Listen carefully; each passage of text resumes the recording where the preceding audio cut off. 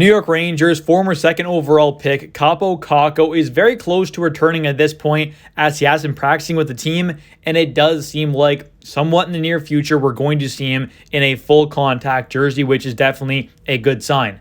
So we're going to take a look kind of what this means for the Rangers with Kappo Kakko coming back, where he could be playing, kind of how he did so far at the start of the year, as well as kind of take a look at what other effects this could have on the roster going forward.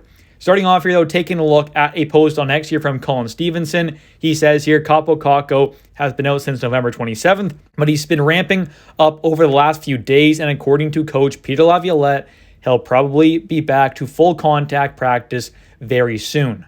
And we know what Kakko is going to bring to this team. He's not going to be some elite dynamic threat offensively, but he's definitely going to be a very solid, defensively reliable forward for this team. And we definitely have had some issues defensively in our own zone. When there's been some pressure on, the Rangers have made a lot of turnovers and a lot of bad plays. So I do think that bringing in Kakko is going to help out with some of that stuff. Obviously, he's not going to be, an Anze Kopitar back there defensively as a forward, but he definitely can be a very solid defensive forward and do a much better job than some of the other wingers on this team defensively. Offensively, though, he might not be as good as a Blake Wheeler, for example, but if he does take that top spot there, and we'll kind of talk about that a little more later on, I do think that Kakko could be a pretty nice add on that top line there, moving back Blake Wheeler and just providing a lot more scoring depth on this team overall.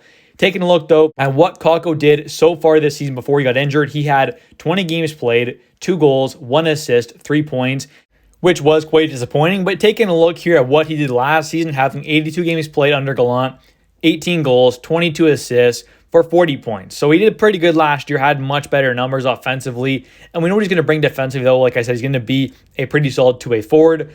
So far, though, definitely didn't have the best start this year, but we know he can be at least a 40-point kind of guy, playing a really good two-way game. I mean, that is kind of the minimum I think we're going to see out of a guy like Kakko, although he had a pretty bad start. I'm sure he's going to be much better than he was at the beginning of this year, at least offensively, especially if he does get a chance on the top line there with guys like Benajad and Kreider, who I think could use a little bit of energy boost in there. Adding a guy like Kakko is going to be a much better two-way forward for them than a guy like, obviously, Blake Wheeler. He's obviously going to provide a lot more speed as well, because Blake has definitely kind of slowed down quite a bit from last year. And taking a look here at his Corsi and Fenway percentages, the Corsi is down a bit from the last couple of seasons at a 49% compared to 53 in 2022, for example. So it's a bit down, but the Fenwick has been about the same as he's been for the last couple of seasons, so not too bad at all there. I mean, these analytics aren't the end-all be-all, but they definitely do kind of show how big of an impact some players are having. Another very interesting stat here to take a look at is the defensive zone giveaways. In that 20-game span at the start of this season, he had 2 of them. You take a look at the previous couple seasons. In 2022, he had 4. In 2021, he had 4 as well. In 2020, he only had 1. And in 2019, his rookie season, only had 6 total.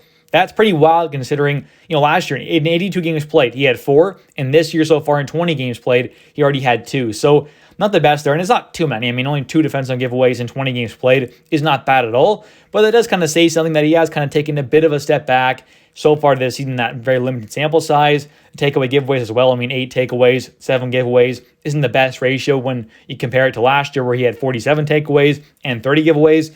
So at the start of this season, he definitely wasn't playing his best hockey, but I'm sure he'll turn things around and hopefully get back on track. And with Kakko returning to the lineup somewhat soon, we definitely could see a guy like Brennan Othmann, the New York Rangers' top prospect, being sent back down to the Hartford Wolfpack because he will not have to clear through waivers, which is definitely a bonus. A guy like Brodzinski, I believe, would, which I think he probably would get picked up by some team, potentially. I mean, maybe he would clear, maybe he wouldn't, but I do think that another team out there could potentially just pick him up for free, which would kind of suck for the Rangers, losing a very solid kind of bottom 6 forward like that. So I do think that Othmann could be the odd man out here, which doesn't mean he's the worst player to the bunch. It just means they wouldn't have to worry about losing a different player for nothing.